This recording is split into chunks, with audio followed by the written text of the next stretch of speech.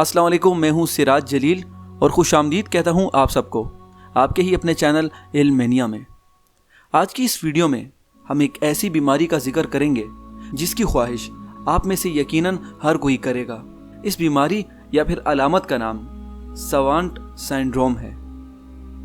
दोस्तों, आप में से हर एक सेहतमंद और खुशहाल जिंदगी की तमन्ना करता है और यकीनन करनी भी चाहिए, मगर सवांट सिंड्रोम नामी ये बीमारी यकीनन आपको दूसरों से मुख्तलिफ बना देगी, क्योंकि इस बीमारी की वजह से पैदा होने वाले असरात आपके जहन को कई गुना तेज करते हैं, जिसे सुपर ह्यूमन लेवल का दर्जा दिया जाता है।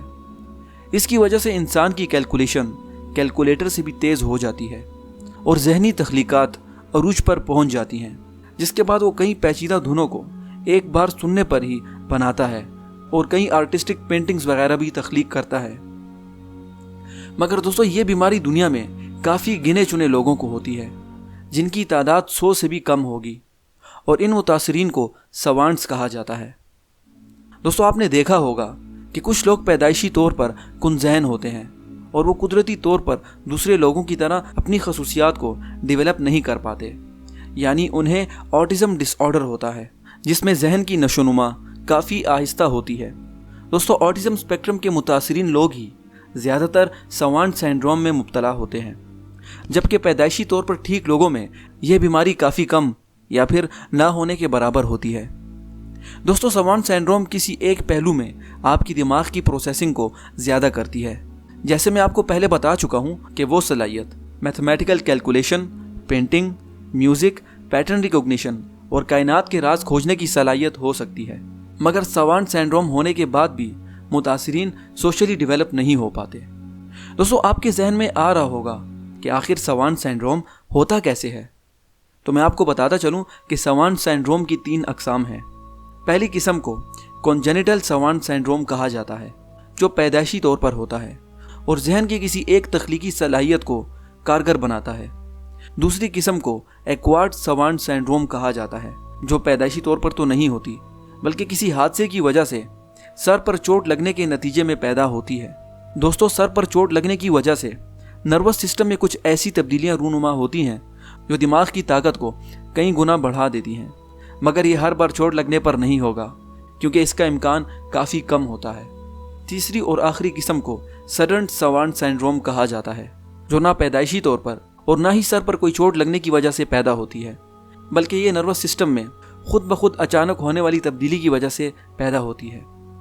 मगर सवांट सिंड्रोम के मरीज, या फिर दूसरे अल्फाज में कहा जाए तो सुपर ह्यूमन्स की तादाद बहुत कम है और इस बीमारी लगने का इम्कान भी काफ़ी कम होता है, यानी 10 लाख या फिर 10 करोड़ में से कोई एक शख्स। अब मैं आपको बताऊंगा कुछ ऐसे लोगों के बारे में जिनमें इस अलामत का ज़हूर हुआ था। Number 1, Tommy मैकहॉग। टॉमी एक मुजरिम और ड्रग एडिक्ट था, मगर 51 साल की उम्र में एक हादसे की वजह से इसके सर पर गहरी चोट आई और उसे ब्रेन हेमरेज हुआ। कई घंटों की सर्जरी के बाद वो ठीक तो हो गया, मगर कुछ तब्दीलियों के साथ, क्योंकि ठीक होने के बाद उसने घंटों शायरी करना शुरू की और उसके बाद रोज़ाना वो 19 घंटे तक पेंटिंग करने लगा और आला आर्टिस्टिक शाहकार तख्लीक करने लगा। हालांकि इससे पहले उसने कभी पेंटिंग या फिर शायरी नहीं की थी। टॉमी को चेक करने वाले न्यूरो साइंटिस्ट के मुताबिक ब्रेन हेमरेज की वजह से टॉमी के दिमाग के फ्रंटल लोब में ज़्यादा खून जाने की वजह से उसकी तख्लीक इतनी ज़्यादा बढ़ गई थी। नंबर 2, जैसन पैजेट। जैसन दुनिया का वो वाहिद शख्स समझा जाता है जिसके पास एक ख़ास हुनर है, जो उसे 30 साल की उम्र में एक लड़ाई के दौरान सर पर लाते खाने की वजह से मिला था। जी हाँ, आपने ठीक सुना, लड़ाई के दौरान जैसन को सर पर लाते लगी थी और लड़ाई के बाद अगले दिन जब उसे होश आया तो उसे इंसानों, चीज़ों, दरख्तों या फिर यूं कहा जाए कि हर चीज़ में पेचीदा ज्योमेट्रिकल पैटर्न्स दिखाई देने लगे, यानी उसकी पैटर्न रिकॉग्निशन की सलाहियत बढ़ चुकी थी। दोस्तों, पैटर्न रिकॉग्निशन की वजह से जैसन ने कायनात के कई मैथमेटिकल राजों से पर्दा उठाया और उनमें से कुछ दिखाई देने वाले पैटर्न्स को जैसन ने ड्रॉ भी किया था। नंबर 3, किम पीक। लॉरेंस किम पीक, जिसे मेगा सवांट कहा जाता है। दोस्तों, किम पीक की चीज़ों को याद रखने की सलाहियत तमाम लोगों से ज़्यादा थी, मगर साथ ही साथ उसे लोगों के साथ बातचीत में काफ़ी मुश्किलात होती थी, क्योंकि उसका जहन सोशली डेवलप नहीं हुआ था। किम पीक बड़ी से बड़ी किताब को 1 घंटे में ख़त्म करता था और वो उसे हमेशा याद रहती थी। दोस्तों, किम पीक बवक्त 2 सफ़े पढ़ता था, यानी दाईं आंख से दायां और बाईं आंख से बायां सफ़ा, जबकि द टाइम मैगजीन के मुताबिक उसे 12,000 किताबों के तमाम कंटेंट्स एज इट इज़ याद थे।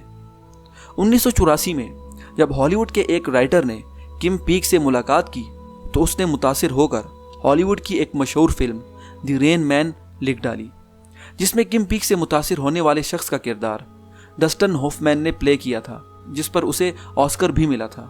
दोस्तों, 19 दिसंबर 2009 को हार्ट अटैक की वजह से किम पीक की मौत हो गई। तो दोस्तों, ये थी मालूमात सवांट सिंड्रोम और उससे मुतासिर होने वाले अफराद के बारे में। अगर आपको ये वीडियो अच्छी लगी तो प्लीज़ इस वीडियो को लाइक कीजिए और सब्सक्राइब कीजिए मेरे चैनल को, दबाइए बेल आइकन को, ताकि आपको आने वाली हर एक नई वीडियो की नोटिफिकेशन वक्त पर मिलती रहे। तो मिलते हैं आपसे नई वीडियो में नई इन्फॉर्मेशन के साथ। तब तक के लिए अपना ख्याल रखिएगा। अल्लाह हाफिज़।